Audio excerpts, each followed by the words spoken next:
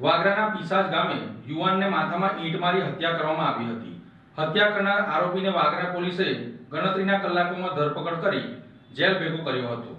વાગરાના પીસાજ ગામમાં યુવાનની માથામાં ઈંટના ઘા મારી કરપીણ હત્યા કરવામાં આવી છે. બંને યુવાનો વચ્ચે નજીવી બાબતે ઝઘડો થયો હતો અને તેનું લોહિયાળ પરિણામ આવ્યું હતું. ગત તારીખ 10 રાત્રિના 11 વાગ્યાના સુમારે જ્યારે ગામ નિંદ્રાધીન હતું ત્યારે મહાદેવ મંદિર પાસે રાઠોડ ફળિયામાં સૂર્યવર્ધન ઉર્ફે સુરેશ મકવાણા અને કમલેશ મકવાણા વચ્ચે કોઈ બાબતે બોલાચાલી થઈ હતી. બંને વચ્ચે થયેલ બોલાચાલી એકદમ ઉગ્ર બની ગઈ હતી. બોલાચાલી વેળાએ કમલેશે રસ્તા પર પડેલ ઈંટ ઉપાડીને સૂર્યવર્ધનના માથા ઉપર ઈંટનો ઘા મારી દીધો હતો. માથાના ભાગે ગંભીર ઇજાઓ થતા સૂર્યવર્ધન ઢળી પડ્યો હતો અને બનાવની જાણ થતાં જ પરિવારજનો સ્થળ પર દોડી આવ્યા હતા અને પોલીસને જાણ કરી હતી. પોલીસે મૃતદેહનો કબજો મેળવી વાગરા આરોગ્ય કેન્દ્ર ખાતે પીએમ અર્થે ખસેડ્યો હતો. વાગરા પોલીસે બનાવ અંગે હત્યાનો ગુનો નોંધી તપાસ હાથ ધરી હતી. તે સમય દરમિયાન પોલીસે આરોપી કમલેશ મકવાણાની ધરપકડ કરી કાયદેસરની કાર્યવાહી હાથ ધરી છે.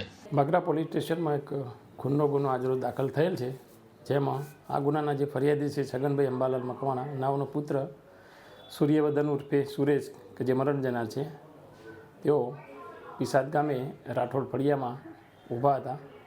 તે વખતે આ કામના જે તોમતદાર છે કમલેશભાઈ રમણભાઈ મકવાણા તેઓ આવતા તેઓએ ગાળો બોલતા આ જે તોમતદાર છે કમલેશભાઈ રમણભાઈ મકવાણા નાઓએ નીચે પડેલ ઈંટ લઈ આ જે મરણ જનાર છે એમના માથામાં મારતા તેમને ગંભીર ઈજાઓ થતાં ત્યાં એમનું મોત નીપજેલું હતું.